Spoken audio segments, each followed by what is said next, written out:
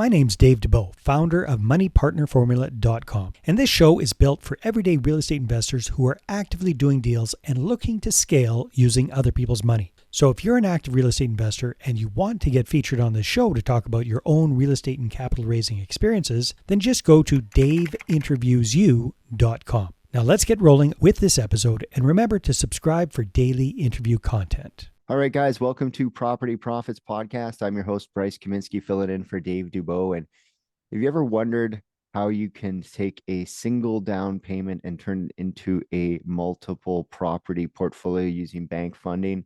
Today, my guest from Alberta, Solimar Farrell, is here to unravel the secrets behind her buy and hold strategy. And we're going to dive into the art of scaling up to the multifamily space.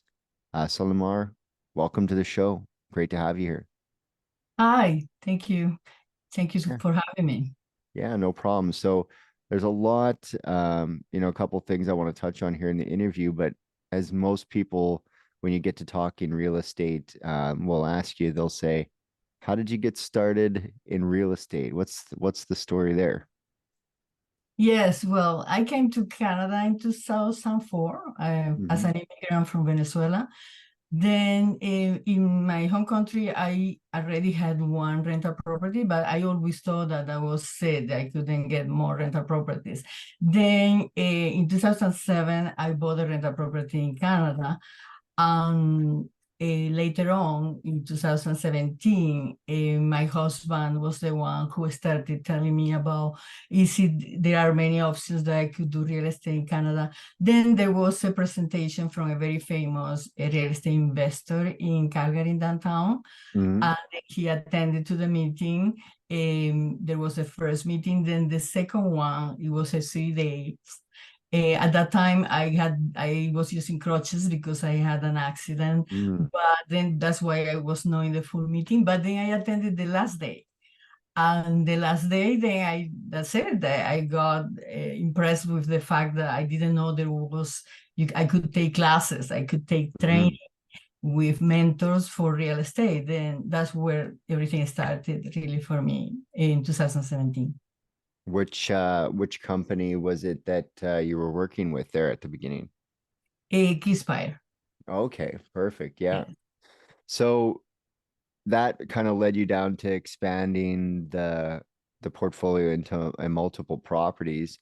Have you been investing primarily now in Alberta, or have you been looking elsewhere these days? Yes, I have been investing basically in Alberta. I have been looking also in the US, starting the last year, looking at the US. But now I will give priority to continue investing in Alberta. I think the real estate is getting better even now in Alberta. And that's what I will do. And then later on, I will continue searching in the US. Yeah, I mean, it's always easier to invest where you already know than to, there's a lot going for the United States as far as like the pricing and things like that, but being able to touch it is worth something as well. So when you look at, what you're doing with real estate, what do you like most about the strategy that you're using these days? Well, what I like is the leverage that you can have. You can have multi-properties. Like originally, basically, I just used my husband and I are working together in this, and we use our primary residence and then refinance and get a HELOC. And there we could get 3 mortgages based on a line of credit, basically home equity line of credit. That allows us to give the deposit for the first property without using any cash. Then basically the only cash we were using was, the closing cost. Yeah.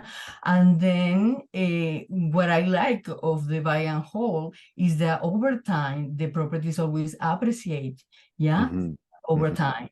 And also, basically the tenant is being paying for the mortgage, which is your capital principal recapture. Yes, then you have principal recapture, you have the appreciation over time, and you have also cash flow. Like then with those components, you really you can create wealth. I think with long-term real estate, you can create wealth. Mm-hmm. So what maybe isn't so great about it? What is not so great, you have to, I mean, it takes time. Yeah. Mm-hmm. You are not going to get from one day to the other, just get money and then quit your job. It's not like that. It takes time. Then, depending, you could combine it with other strategies, like if you can do some renovations, then add value, then that will accelerate the process. But if you just don't add any value, then you have to wait until the the debt is paid, and then over time you can refinance, yes, Mm-hmm. pay your investors if you are with investors, or use the money to buy other properties. And that's the way we have been doing, basically using the first one and then the second one and then the third one.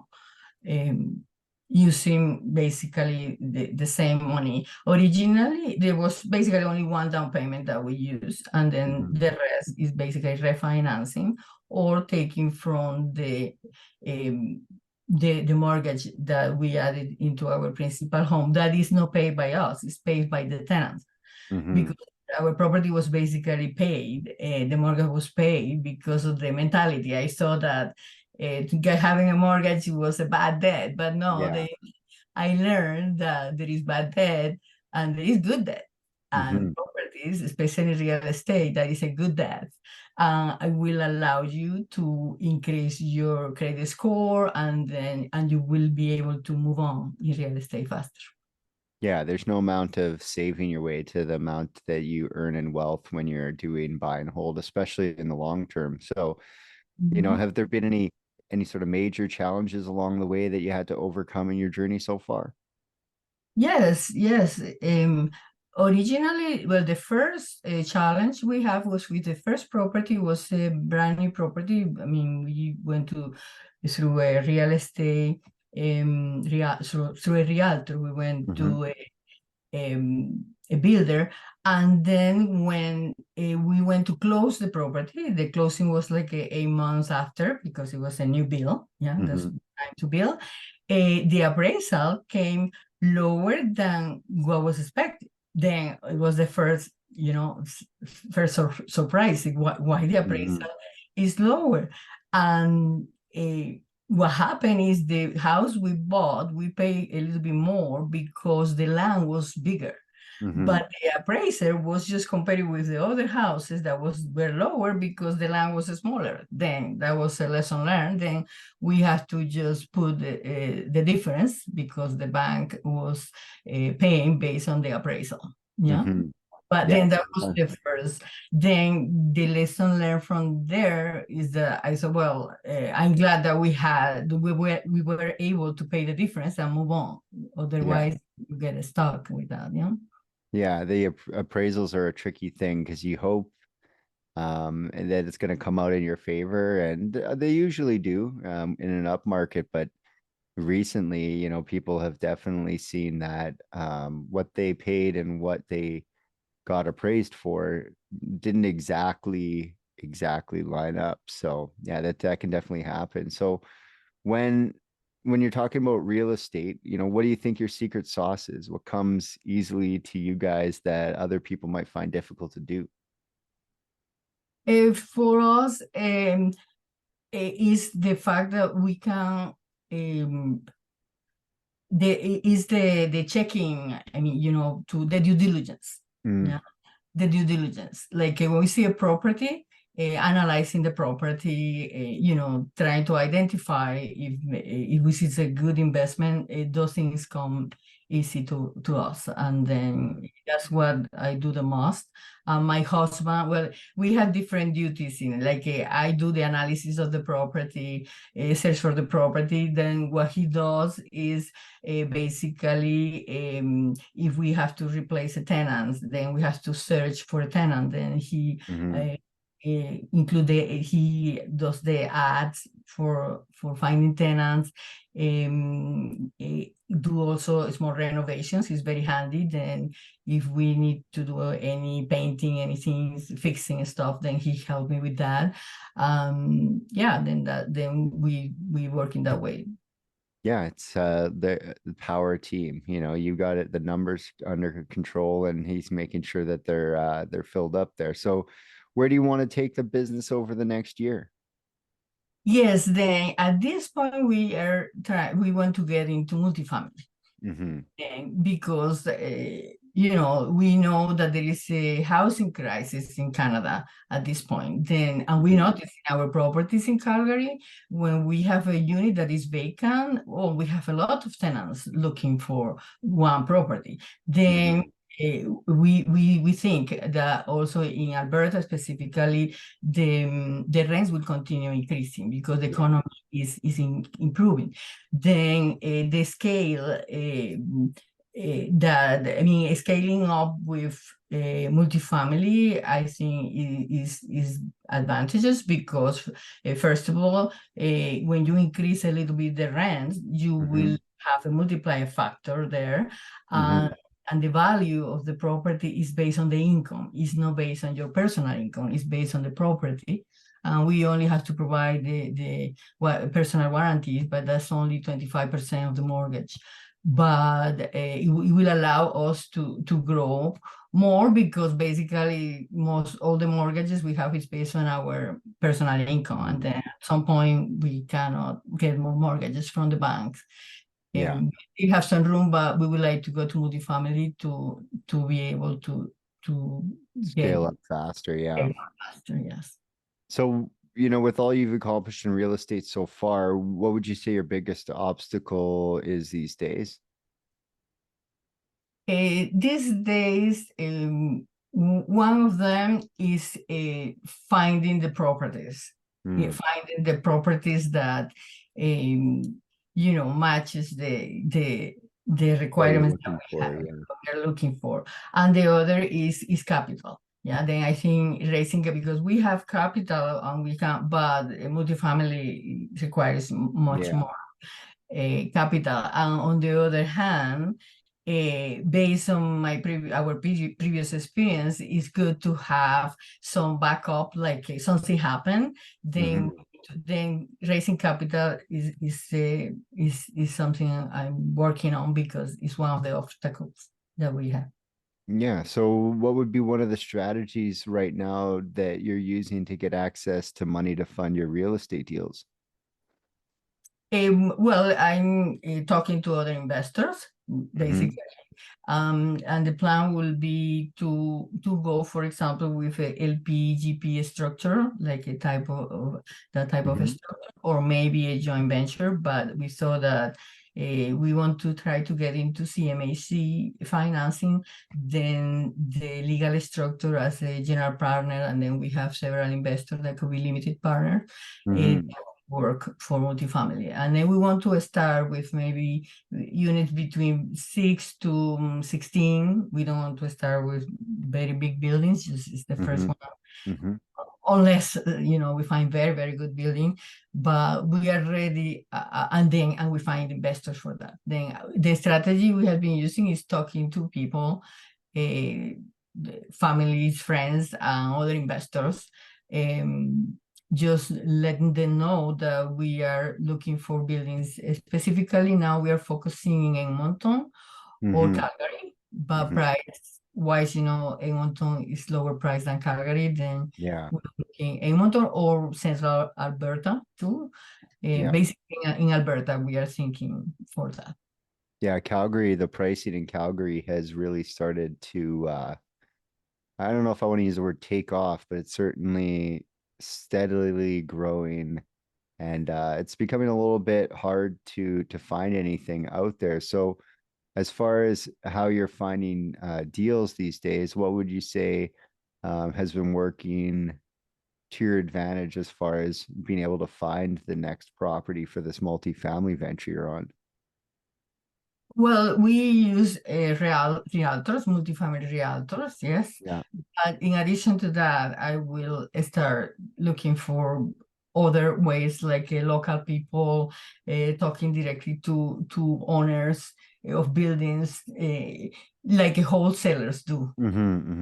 Because the market is very competitive. Then Yeah. when you see when you see a property in realtor.ca, well, if it's a good property, it's gone very quickly. You have to be Very quickly.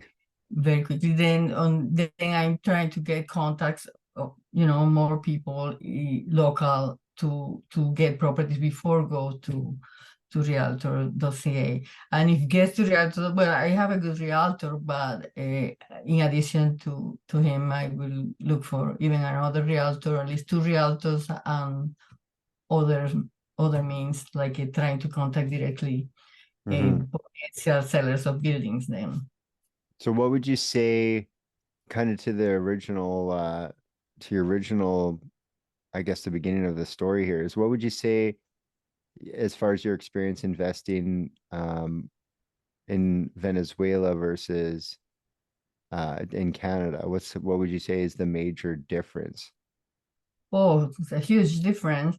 The access to money, access to capital, including mortgages from banks. Like interest rates in Venezuela at that time. Now you cannot compare because it's a different situation. At that time, interest rates were very high, and then you can get just one mortgage and that's it. One or two mortgages. You cannot get like here. Banks can, based on your personal income, at least in our personal income, we could get at least 6 properties. In Venezuela, that's not possible. And the condition right now is impossible. If it were, because there are some political situations going on, that is not feasible. Do you still own that property? No, I sold everything in Venezuela. So when looking at multifamily, what is most interesting about the multifamily space for you versus, say, just buying more single family homes? Many things. The most important thing is the fact that you can buy several multifamily units without using your personal income. Because now if you get a building, one building, the value of the building depends on how much income the building can generate. And our income will come just as a personal warranty, that is 25% of the mortgage. But then you can find another building and you can use again your same net worth, basically, to qualify for the property, and then it's again the property income that will qualify the building. That is one of that's the main thing. The other thing is about vacancies, for example. When you have a single family home, or all the houses we have done, well, the first one was a single family home, but then we realized that, of course, the income was better if you have a house with a basement suite. And the others are houses with suited houses, basement suite, and we have at least 2 tenants per property. But then the vacancy, if you in that house, if you lose 1 tenant, then you have 50% vacancy. But if you have 10 units or 6 units, this is 1/6 what you are losing. Then that is another advantage. Yes, and the other thing is if you go to control the property, you have to be going from one place to the other. In one place. Altogether. Even the plan with a multifamily will be to have a property manager. Because our long-term goal is we want to be passive in the future. Like we started as passive investors the first year using our RSPs, and then immediately starting to learn to get properties. And we want in the long term just to be passive again, basically having property managers looking after the properties, and then use the income from the properties to live. Then we don't need to continue working. I'm still full-time employee. My husband has his own company too. Then we both work, but then we manage to do both. Then Yeah, you want a little bit of time to yourselves at some point. So yeah, definitely. yes, And property management, I find, saves a lot of money in the long term because it only takes one bad tenant to really cost you tens of thousands of dollars. So I'm a big advocate of property management when it comes to buy and hold portfolios. I mean, they don't typically make a lot of cash flow, especially if you're buying in major cities these days. So you might as well, if you can net zero it and have someone else, take care of it and you still get that mortgage pay down and that appreciation, then the wealth is generating, all on its own. So as far as capital goes, what are some ways you found most effective to keep in touch with the people that you're looking to bring on as investors or the investors you've already worked with? well, I keep the communication going. Like I talk to them about what I'm doing, then tell them when I have an opportunity, I will show it to them. And then basically it's the communication. I try to Hmm. continue talking about, and then if I have an opportunity, I show it. I say, but the property we are looking for similar to this, but if there is a problem with that particular one, we explain this is not the property, but this is what we are looking for, and then Hmm. keep the interest going. And I also give them a time frame, yeah, Hmm. time frame that we are planning. We like to do in the next coming 4 or 5 months, is possible, 6 months maximum, but definitely the target is to at least get uh, one building in the first quarter of the next year.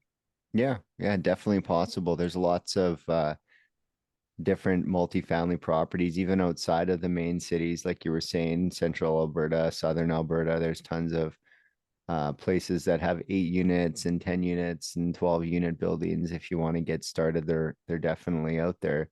Um, for people to partner with you, invest significant amounts of capital into your business, they ultimately need to know you and like you, and ultimately that's where the trust is built. How do you build those sort of things into your day-to-day business so that you can have more investors looking at your business that way? Well, I am active in Facebook, yes. Hmm. I am basically part of several groups, investing groups, and Hmm. then keep communication with people. But basically, I try to build relationships before investing. Yeah. Then one way is also sometimes I have some ads advertising what we are doing. Yeah. Hmm. Yes, that's basically I To started get using more, yeah, not too much into Facebook, but I will start doing more often. Um, yes, yeah, the multifamily space does require a little bit more money than the single family business, just in yeah. that the number of doors, it adds up pretty quick. So if people, if they want to find out more and connect with you, possibly invest with you, what should they do? Where do they find you? Yes, well, they can the easiest ways to contact me directly is Solimar at altaproperties.com, Hmm. or looking in Facebook. I am in Facebook, Solimar Farrell, Hmm. find my name, and then we can start the conversation. And then we can have Awesome. a meeting and talk directly. I like to talk directly to the people and maybe have a personal meeting, or depending on the location, or by Zoom. Yeah, perfect. Yeah. Well, I'm sure people in there's a lot of buzz around multifamily in Alberta, and I'm sure the future is I'm sure it's going to work out just fine for you. I really appreciate your time today. Thank you very much for having me. No problem. And until next time, guys, we'll catch you on the next episode. Hey there, I really hope you enjoyed that episode. And as always, if you want to listen to more daily interview content, make sure you subscribe. And if you're an active real estate investor and you're doing deals and you'd like to get featured on this show, then just head over to daveinterviewyou.com. Now, at moneypartnerformula.com, we help real estate investors to create a process for predictably getting capital so they can do more deals without relying on hard money lenders or the banks. We do this by building them a private capital marketing system. Now, if you want help turning yourself into a big money capital attraction machine, then book a call with our team to see how we can help. Just visit moneypartnerformula.com to find out more. All right, take care, and we'll see you on the next interview.